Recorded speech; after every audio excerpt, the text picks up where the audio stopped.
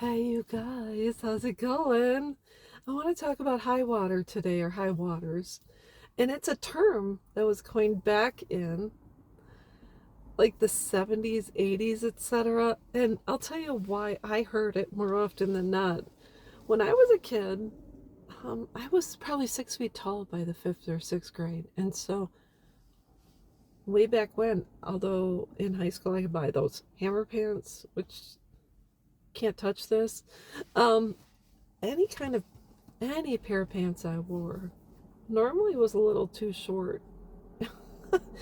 And so the term when someone had their pants up to their ankles were high waters, as if you had hiked your pants up to walk through water, I think. I don't even know. But, anyways, I was teased a lot when I was. That's just the way it was. And so, despite that, there was really not much I could do about it because my parents weren't rich and I just wore whatever I had. And I realized everyone has the right to say what they want. Teasing and bullying, that's just going to always exist. But today, when I find pants that are too short, I can tailor them. I can let the hem out, or I could roll the hem up. Whatever I want to do, I make sure I wore pants that are long enough. But then I realize it doesn't matter if they're high waters, and if they feel good and they fit properly, even if they're short, who cares? I'm still gonna wear them anyways. And so when we tailor our pants to make sure they fit, we can also tailor our lives to make sure the people in our life fit. So, just like when I was teased as a child, sometimes you're dealing with people that just aren't nice. They're disgruntled, they're always complaining, they're always taking digs at you or making personal attacks, or they really they really don't have anything of a positive nature to share. It's always someone who's griping or bitching or gossiping, etc.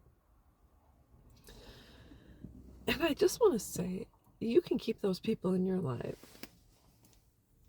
or you can tailor your life and choose to be around folks that leave you feeling positive, better. Um, like you've had a breath of fresh air come through the room. I can name a number of people that I can go spend time with, just sit in their presence, and I feel a million times better. And I think what we forget, if we have been ingrained that family comes first and blood is thicker than water, etc., etc., I think a lot of us have maintained relationships for far too long simply because we have the guilt complex instilled in us by our grandparents, aunts and uncles, someone that a friend that says, well, you only have one mom. And comes from someone that has either has had a good relationship with her mother, or has recently had her mother pass, and they're feeling guilty because they wish they would have had more time. And so there's that aspect as well. But I want to let you know, you can put a healthy boundary between you and someone else to the point where you can exhale, you can start to have more positive thoughts, because with negative there is positive. And so when you're with someone, even if it's an ex and the relationship didn't go well, there had to have been good, or else you wouldn't have stayed.